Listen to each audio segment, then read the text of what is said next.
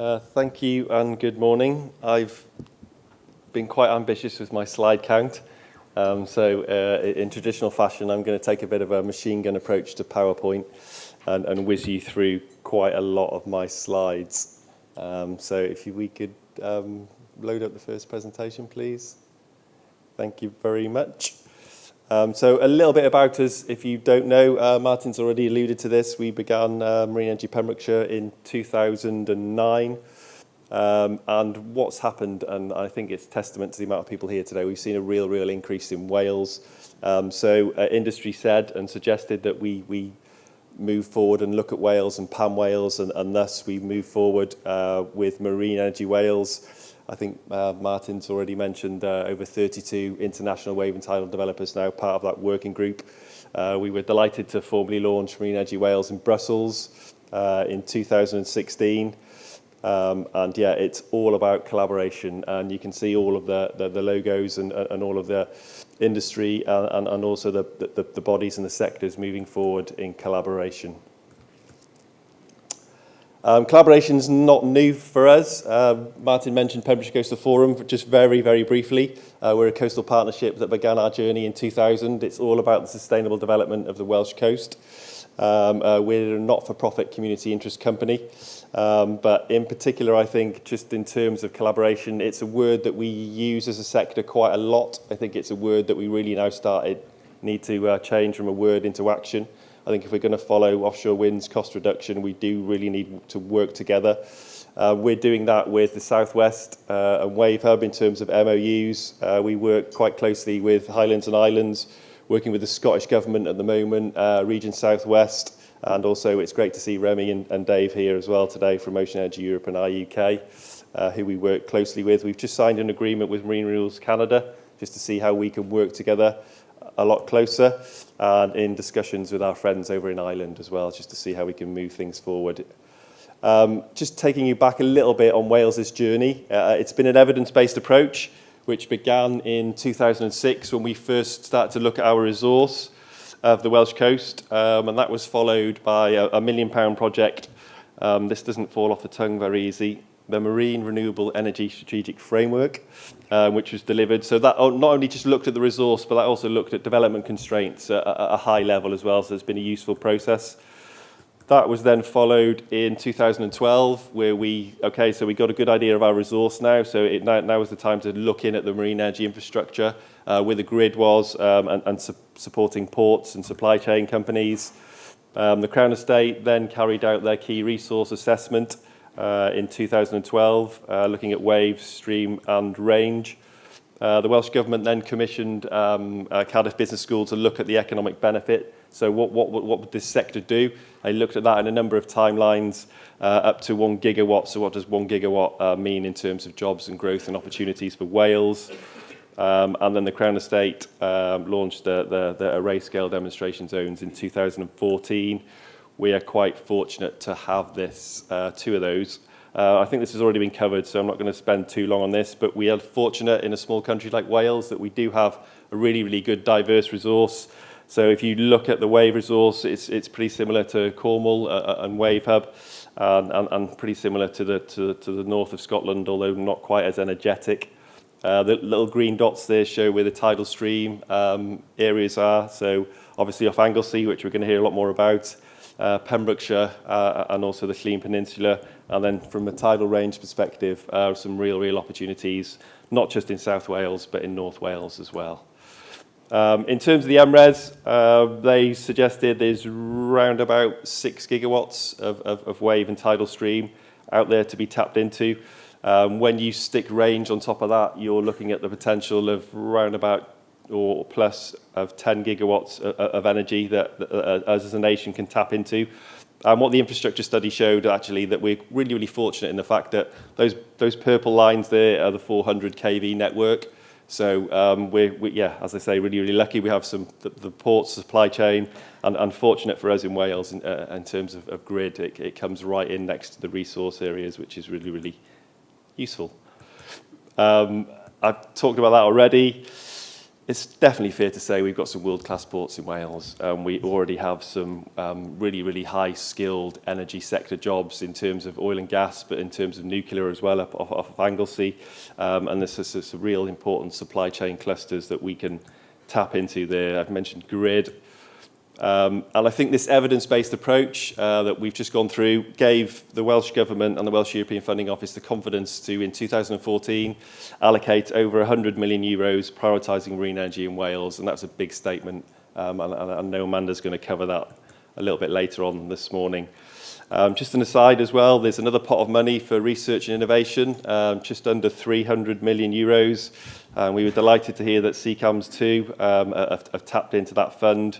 And I know Colin's here, and he's going to talk about that a little bit later on in terms of Swansea University, Bangor University, Cardiff University, and how they work together to support the sector. And yeah, the Swansea-based City Region deal is going to come up a few times as we move through the day. This is what we need. We need some Welsh Government and policy support. Byron's already mentioned the work going on to get UK support as well. Just in case you didn't know, Welsh Government actually has a legal duty to sustainability, so that's something that this sector fits into nicely. The Welsh marine planning process is beginning. It's incredibly supportive of marine energy. We're just looking at, Welsh Government are looking at strategic resource areas, so that will give the sector some real clear indications of the areas that are important for us and the marine planning process.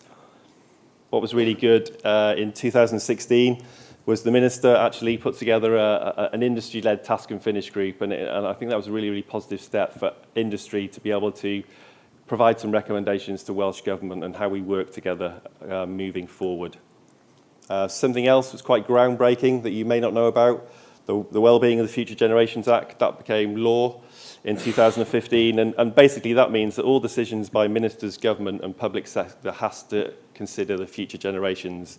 So some quite groundbreaking policy there, and a nice quote, I think, in terms of policy and how we become groundbreaking in that in Wales. We have just done a survey. We initially did it in 2015. So again, it was all about what has the sector done for Wales in terms of jobs and growth and benefits. There are a couple of key points here to consider as we go through these numbers. This is before commercialisation. We looked at wave, tidal stream and tidal range. The other point is these are direct impacts. This doesn't include the wider supply chain benefits. Researchers suggested that around about 10 million in investment will be added to these figures. So direct investment into marine energy in Wales now stands at just under £70 million, which is a good figure. And that has created 137 full-time equivalent jobs, 101 direct jobs created in Wales in the last 2 years in marine energy. So yeah, that's really, really good. Some wider work done by the Catapult and Regen suggested that every £1 of public support is leveraging £7 of private sector input, and that's something that, as a nation that has committed this European funding, we would suggest that just with the public money spent so far, there's the ability to leverage in £402 million. So tidal energy, stream and range, a direct investment so far, 35.8 million. Wave, 3.6 million. 27 companies we interviewed to get this data from who are really, really interested in Wales. Thus far, 40% of the Welsh supply chain content. We would expect that to increase as people start building and deploying devices. We also asked the question, is what would potentially be the investment in Wales over a 5-year period? And if market and development incentives are in place, and this is a pretty crucial point, between 1.4 billion potentially over the next 4 years.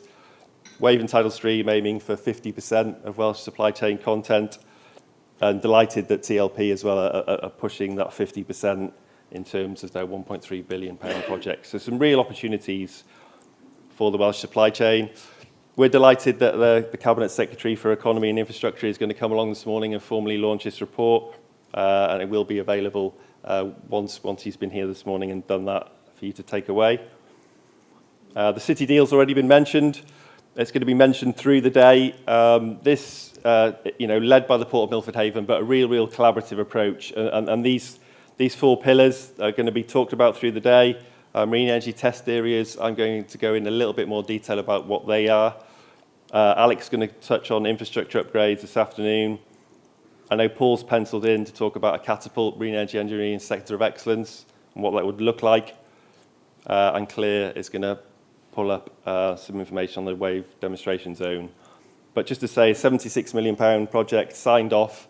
We've got some work to do now in terms of what it looks like in terms of delivery. But yeah, it's a collaborative project, all working together, those pillars, to deliver some real benefits, not just for Wales, not just for the region, but also for UK in a global ocean energy race and how Wales can play their part in that. So briefly on marine energy test areas, this is where we can see the opportunities to help upscale the local supply chain in Pembrokeshire and assist with the diversification. Fair to say it's been dominated by the fossil fuel industry over the last few years. It's the ability to create innovation in engineering, not just with the supply chain, but also having the involvement of CCAMS and the universities in helping drive that innovation forward. So the idea is about trialing deployment, design, having areas where we can dunk test, where you can test components, all very close to some world-class infrastructure, and that will help de-risk projects moving forward. We see it directly supporting the wave demonstration zone. We can see it directly supporting Morlais and Geras and the team's ambitions for Anglesey, other Welsh projects and potentially wider projects as well across the UK. And I know Paul's going to talk about Meath this afternoon, so again, it will play a role in that. What was important that is we linked to other UK test centres and avoided duplication, and we just feel that there's quite unique characteristics in what we're proposing. We do have some tidal stream, we do have some tidal range, and we do have wave, and we do have deep water, all very close to, as I say, a world-class energy sector supply chain. So here's just some of the things that we're thinking about. Some tidal stream sites next to some of the existing infrastructure, some dip testing. We've been talking to developers, and it's all about don't underestimate the ability for us to get kit wet, build it, get kit wet next to the quay. So that's what we've been looking at.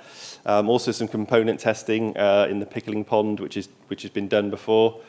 And then I don't know if from a scale perspective, that picture, just to give you a bit of scale, if you've never been to Milford Haven, that picture is here. So quite a significant, one of the deepest natural harbours in the world, and quite a significant space. So this stepping stone approach that we're looking to do, working with Natural Resources Wales, the Crown Estate and other stakeholders, is again to have the ability to come and test and a little bit more, exposure towards the mouth of the Haven. I think this has already been touched upon by Byron. We're going to hear about it during the day. We would like to play a role in this, really. This sector, with an annual market of up to 53 billion euros, I think that's really important that we can play a role in that. I think we can still say this, we are the leaders of the world in the UK. However, the rest of the world is really catching up. And if you just look at the list of deployments that are going on there now, so really, if you look at it globally, there's lots and lots going on, particularly in Canada and France at the moment, and some planned deployments there. So, as I say, we're here to play a part. We hope we can play an important part in this sector moving forward, and really, I think, something that fits perfectly with the UK industrial strategy that's being developed.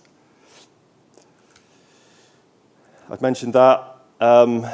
I think this is also fair to say we once led the world in onshore wind, and we withdrew policy support at a time that probably wasn't ideal, which meant that a workforce of around about 28,000 people in Denmark now build a lot of these onshore and offshore wind turbines, generating 5 billion per year in exports. Round about £500 million of mainly private sector investment into this sector, and it feels like it's taken a while, but we are getting to that point now where commercialisation is on the horizon. 70% of investment has been spent in the UK supply chain, so we really are building those knowledge and skills, which is great. And Byron's already mentioned that the UK government are looking at this as well. So yeah, it's important that we do have that continued support from a UK government policy level. It is an innovative sector. It supports supply chain resilience. It supports clustering. I know you're going to hear a lot more about clustering this afternoon. We've already mentioned peripheral economies, but we do as well have a significant global export potential. And I think post-Brexit, that's something that we need to do in terms of the UK and devolved nations work closer together and real take this opportunity to export global UK IP skills and knowledge. There's a lot on that slide. I'm going to leave it there. I called it changing times. Some recent comments that have come from BP traditionally downplayed the role of renewables. They're suggesting from 2020 to 2035, the rate of renewables is going to match the Texas oil boom. Some big words. Some interesting words from the CEO of Shell just last week. They're going to invest $1 billion a year, and his words were that he felt that the public faith in the industry was starting to disappear, and seemingly asked for some kind of carbon and tax on his own business, which was an interesting comment.